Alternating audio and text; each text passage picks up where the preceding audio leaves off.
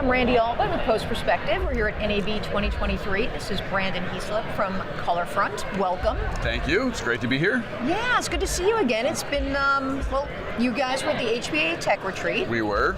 Showing some very cool stuff, and you have new cool stuff for this show. So why don't we just jump in with that? What is, I know you have a lot. Yes, always. So maybe just top tier, what can you talk about?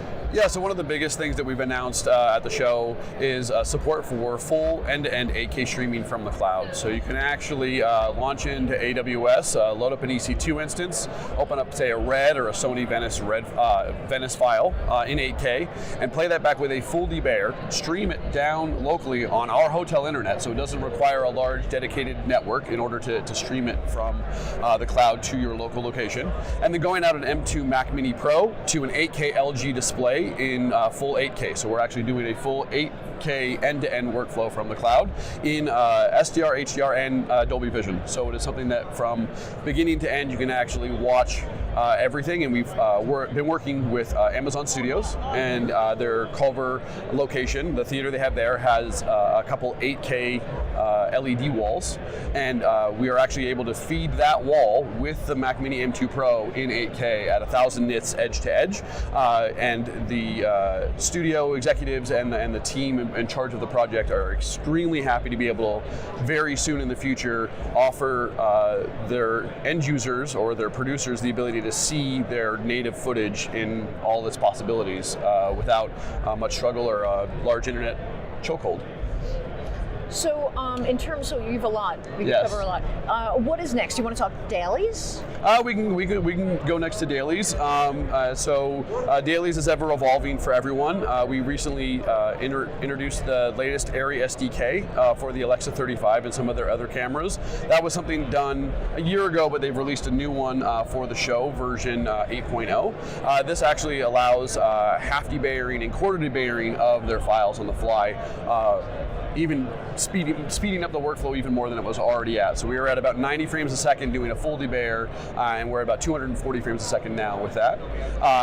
We're running on Mac Silicon, so the big announcement that is kind of both transcoder and onset dailies is support for the M1 Mac Studio Ultras is the platform that we're going with for both EXD and OSD. And of course, as it ever evolves with all the various camera formats, Blackmagic, Venice, we've also updated all of those and implemented a newer version of the Colorfront engine that's inside of the system. So we're on version, I think, 1.75 now, or 1.75. So what does that updated engine give to a user? So our color scientist, Bill Feitner, who, if you're watching this, you've probably heard the name. He is constantly improving the engine as it slowly evolves with LED lighting and cameras, and with something like the Airy Alexa 35 with all the additional stops of dynamic range you can get, there are some things with like neon lights where it'll clip typically. So the blue LEDs specifically clip, so you actually lose the color when you're doing it, as opposed to getting kind of around those weird notches that exist in the industry that now the more modern cameras can actually capture. And so we're constantly making these minor improvements, what seem like minor improvements, but are actually large improvements for the end users, colorists, VFX, in order to maintain all the creative intent that they've started with.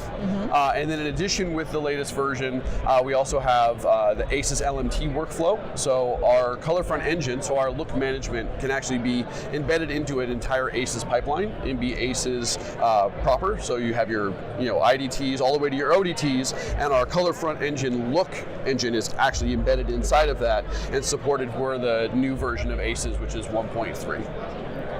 Now, you talked about partnerships and working with others. Yes. You guys work well with others. AJA and also Blackmagic, correct? Yes, very much so. So AJA, as everyone knows, has been a long-term partner of ours. We released a new version of the AJA FSHDR firmware in conjunction with them, with a new TV mode, which is built specifically for broadcast, and then also those added color improvements in the film mode for the Colorfront film mode.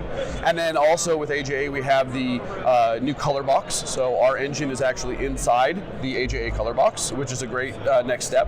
And we're also showing the latest version of the AJA Analyzer, which is our software running on their hardware for the analyzing and QC tools, and that's version 3.0, which should be going into beta probably later this year.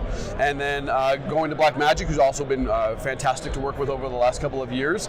They're part of our streaming server software.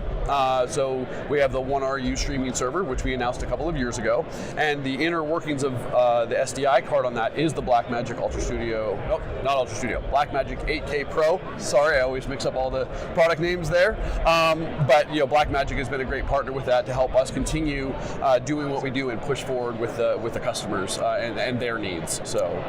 Fantastic. Before I let you go, anything else? There's a lot we haven't There's a covered. lot we haven't covered. But I think the big thing now is also for all the transcoder users out there, we have released, we will be releasing into beta a transcoder version on the Mac Silicon. So I mentioned OSD and transcoder briefly earlier on Mac Silicon, but transcoder was the next step, and we are actually implementing a new J2K library. And so we also have JPEG 2000. Everyone knows transcoder is the leader in doing mastering and DCP and IMF workflows. We have implemented a new library that supports an Apple Silicon, and we've also released a high throughput J2K version of the encoder for the customers that are slowly moving to the high throughput J2K encoder and decoder solutions on their end. There's a lot going on. Yeah, there's many more. If you ever have any questions, even our press release doesn't get all of it, please feel free to email myself. It's Brandon@colorfront.com, and we're happy to engage with you and your customers. And it's always a pleasure to be interviewed by you guys and be part of it, and we appreciate it. Thank you, Brandon. Have a great show. You too.